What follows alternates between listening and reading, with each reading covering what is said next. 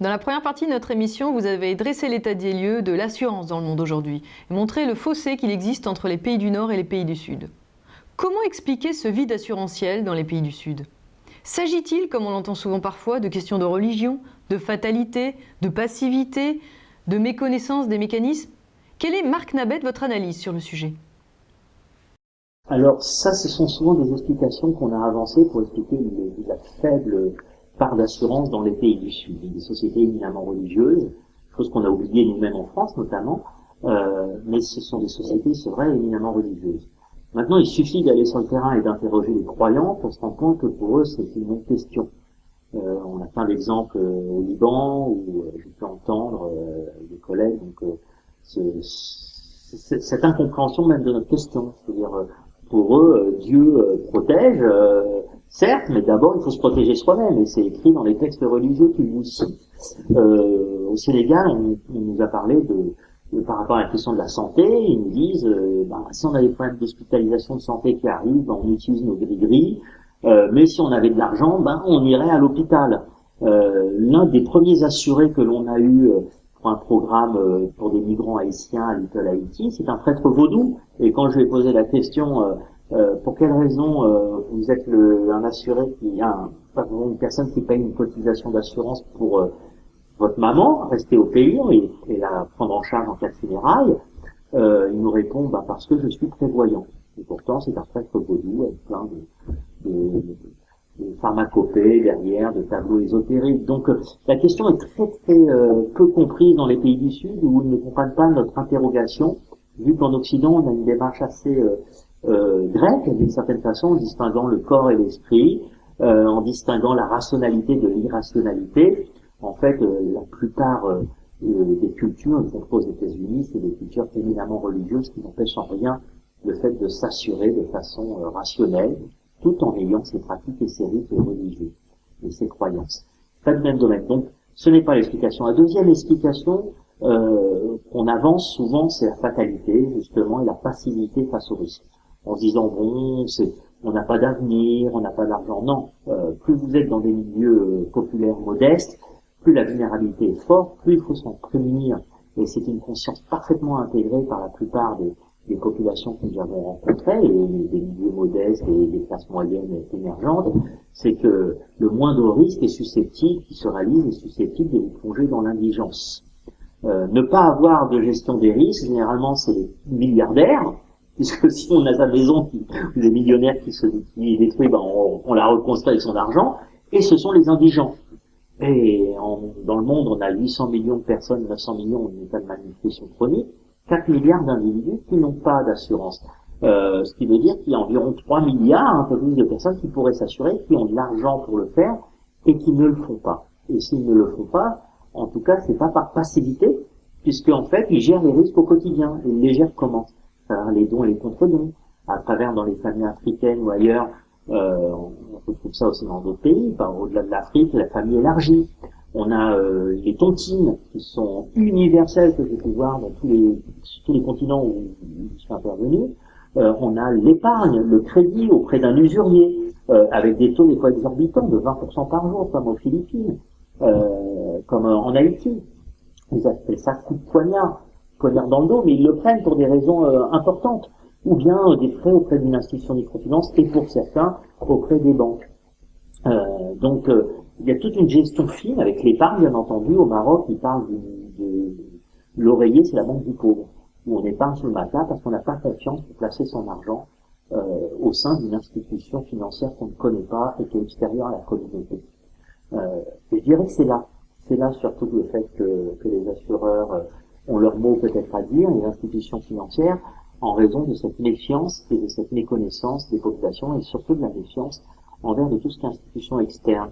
Cette méfiance, à mon avis, qui explique que les gens ne vont pas s'assurer. Vous faites référence aux tontines, aux mécanismes de dons et de contre-dons, qui témoignent de réflexes assurantiels dans les pays du Sud. Pourquoi, selon vous, y a-t-il nécessité à accompagner ces systèmes assurantiels informels de systèmes plus classiques d'assurance tels que nous les connaissons ? Par rapport à ces assurances informelles, elles sont utiles et indispensables. Ne pas en avoir, c'est s'exposer à une mort à court terme, à l'indigence. Donc, Maintenant, elles sont fragiles. Elles sont fragiles, pourquoi? Parce que on ne gère pas un risque au sein de 60 personnes comme on peut mutualiser un risque autour de 200 000, 300 000 personnes. C'est la mutualisation du risque qui fait qu'on s'échappe d'une logique d'épargne individuelle pour toucher à du collectif. Et là est l'essence de l'assurance. Et à quelque part, je paye une petite prime pour une cotisation, pour une indemnisation plus forte. Quand vous êtes 30, 40, 50, c'est beaucoup plus réduit. On est proche d'une capacité d'épargne, uniquement, et pas de mutualisation du risque. Ensuite, ce sont des sociétés aussi en pleine mutation, avec aussi une distension donc des liens de solidarité, donc qui sont en train de s'éroder progressivement. Les cadets essayent de s'affranchir un petit peu des aînés. Les aînés et les personnes âgées sont moins respectés par les jeunes. Je dis pas que c'était idéal avant, mais en tout cas, il y a la migration urbaine, rurale plutôt vers l'urbain, qui a transformé aussi ces liens. Et du coup, les filets de sécurité traditionnels, ils changent. Ils ont des mailles de plus en plus larges, et donc les populations vont chercher de nouvelles formes de protection par rapport à ces nouvelles vulnérabilités. Si la nécessité est là et que les barrières ne sont finalement pas d'ordre religieux, ni même forcément économique, comment expliquez-vous la faible pénétration des assurances dans les pays du Sud? C'est très clair, donc à part quelques exceptions, les gens ne vont pas s'assurer pour des questions de religion. Et pour d'autres questions, et probablement plus la méfiance et la méconnaissance vis-à-vis de systèmes qui ne comprennent pas, et vis-à-vis d'institutions en qui ils n'ont pas confiance. Parce que je rappelle, on est dans des états aussi de droit qui sont là souvent déficients, où il y a eu des rapports de force, et du coup, ça joue forcément par rapport à la confiance que vous pouvez avoir vis-à-vis d'une institution externe qui vous propose de vous protéger. Donc c'est plutôt une question de méfiance et de méconnaissance, je dirais même de méfiance vis-à-vis d'institutions externes aux communautés. Diriez-vous que l'assureur a une mauvaise image dans les pays du Sud? C'est une question délicate. J'aurais tendance à dire oui, mais avec des progrès sensibles, parce que les assureurs ont pris conscience de cette mauvaise image, de cette déconnexion entre des assureurs qui ont un langage des fois trop technocratique, technique et élitiste, et la réalité de ces populations. Donc un travail est actuellement en train d'être réalisé par certains assureurs qui ont pris conscience de l'importance du rôle de l'assurance pour la majorité, le plus grand nombre, et pas seulement pour les élites. Donc petit à petit, aussi des instances de réglementation font correctement leur travail. On a vu des nets progrès, que ce soit au Maroc, que ce soit en Haïti actuellement, que ce soit dans des pays d'Afrique ou d'Asie, d'instances de réglementation qui font plus attention à des assureurs qui sont, on va dire, à la limite de l'égalité et du respect des droits aux assurés. Ça permet de nettoyer, on va dire, comme le disait un assureur tchadien il y a 2 ans, qui nous disait les brebis galeuses, on est en train de s'en débarrasser. C'est un assureur qui disait ça. Donc ce travail est en train d'être réalisé, mais actuellement, c'est vrai que l'image de l'assurance n'est pas très bonne. C'est un euphémisme dans beaucoup de pays. Selon vous, est-ce que l'émergence des classes moyennes dans ces pays-là a un effet positif sur le développement et la pénétration des assurances?